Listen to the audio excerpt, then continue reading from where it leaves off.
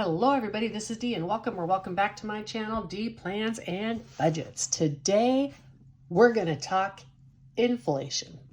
If this sounds like something you'd like to hear about, please stay tuned.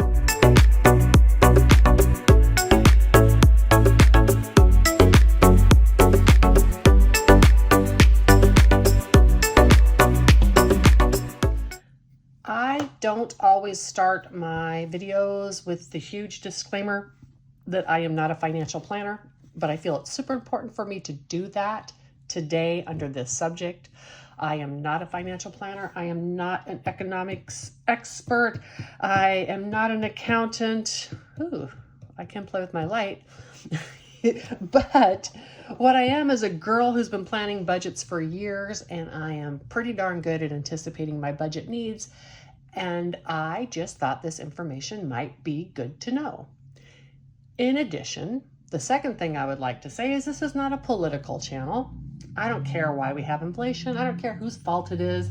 I don't care what the events of the recent years were. None of that matters when it comes to my budget. My budget's about numbers, and they are what they are. Okay? The is what the is, right? And so let's talk about how to prepare for inflation.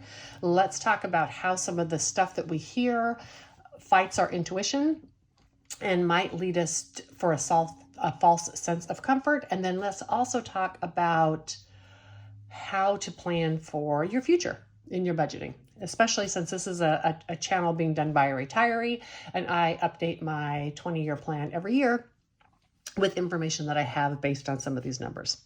Let's start first with this chart that I downloaded, and it is an inflation chart over the last 20 years, started in 2000 to 2022. A couple key things I want to show you on this chart because it's important to know. This has been very few. 2009 and 2015 are the only years we've had negative inflation. That's called a recession. It doesn't happen. Once prices go up, they tend to stay up.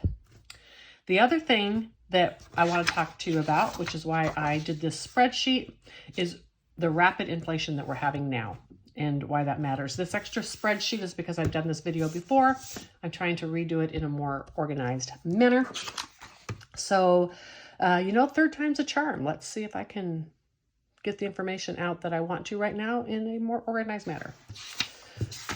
I heard on a podcast today while walking that the anticipated inflation for January is going to be about 6.5%. This is in no way a sure thing. We don't know that for sure right now, but I'm going to use it for basis of this video because it's a number we can use based on some sort of estimate from some expert somewhere. The first thing I want to point out is, and let's look here at these chicken scratches I had before. Okay. In 2000, from 2019 to 2020, the impact or the inflationary number was 2.5, and this is only for a month of January. But we need something to compare to, so it's only for the month of January. Now, what happened though?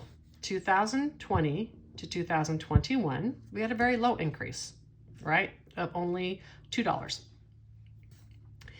Let me stop right here and explain what I'm talking about is I started this spreadsheet with $100. So if you had $100 to spend in 2000, how much it would cost you today to have the same buying power as that $100 in 2000. So this is where I'm getting this number right here. Okay. What I really want to point out is from 2023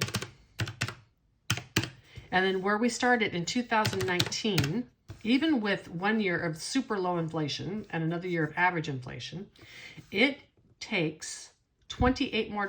That's 1, 2, 3, 4. So in 4 years, we need $28 more to have the same buying power as we did in 2019. So in 2019, we needed $148 to have the same buying power as $100 in 2000. And in 2023, we need $176 to have the same buying power as we did in 2019 with $148. As you can see, even with inflation as an average of 2%, we need basically 76% more to have the same buying power as we did in the year 2000. Power of compounding doesn't only work for savings accounts, it works for inflation. The thing that's really impactful for us to look at right now is in 1, 2, 3, 4 years, there's been a $28 impact to our monthly needs to have the same buying power. We need $28 more in 2023 to have the same buying power as we did in 2019. As you can see from this chart, that is the equivalent of 10 years prior. It took us from 2000 to 2010 to need $28 more to have the same buying power as we did in 2000. It only took us 4 years to have that same impact to our buying power. This is super important for us to know and understand because, as I pointed out, inflation doesn't usually go down unless there's a recession. But if there's a recession, as you can tell with these little numbers in the year we had recessions, 0.4, 0.1, 0.4, it's not like we're going to turn around and go back to 2019 prices. That's not going to happen again. Inflation is permanent. So even if we had some decrease in inflation, it's going to be on this already hugely inflated number. The second thing that I want us to understand when we're planning for our budgets is we are now having inflation on top of record high inflation on top of record high inflation. So let me zoom in here. You can see, for instance, in 2022, we had 7.5% inflation, but that was against 1.4 the year before. So our prices increased 7.5% from a low inflation year. When we really started to feel the impact, and I know all of us did, was right around here. And part of the reason we felt that impact was because we were having 7, 8, and 9% inflation on top of 5 and 6% inflation. So a 2-year cumulative of 13 to 15%. The way this works out in our budget, and we can see it right here, is if you notice from 2021 to 2022, we needed $10 more to have the same buying power.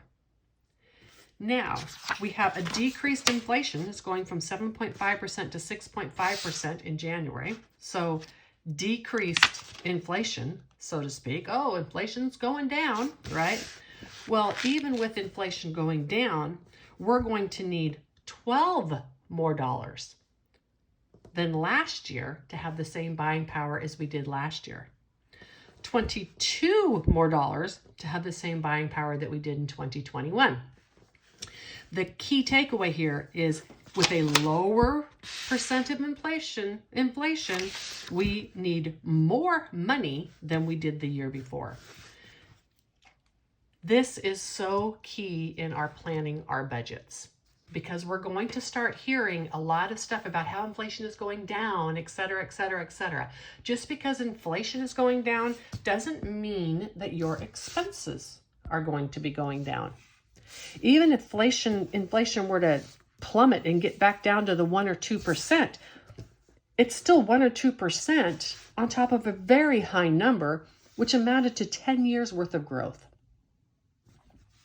I just want you to think about that when you're doing your budgets. I want you to account for that, and I want you to plan for inflationary impacts.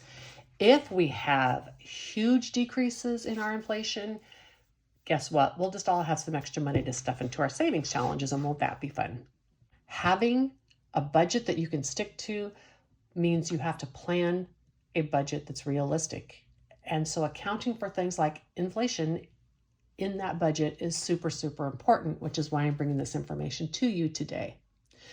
For those of you who are retired or even not retired but planning for long-range budgets, I also want to say that as with anything statistical or mathematical in nature, it's not always black and white. There's a lot of gray in there because inflations are averages. And so averages include all sorts of things that we spend on in our daily lives.